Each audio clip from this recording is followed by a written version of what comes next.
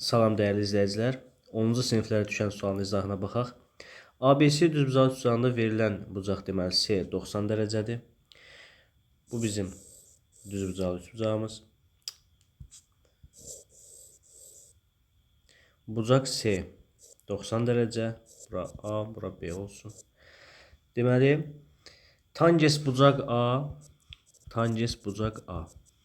nəyə bərabər? 0,75. %75. Hər tərəfə 25 ixtisar aparsaq qalacaq 4-də 3.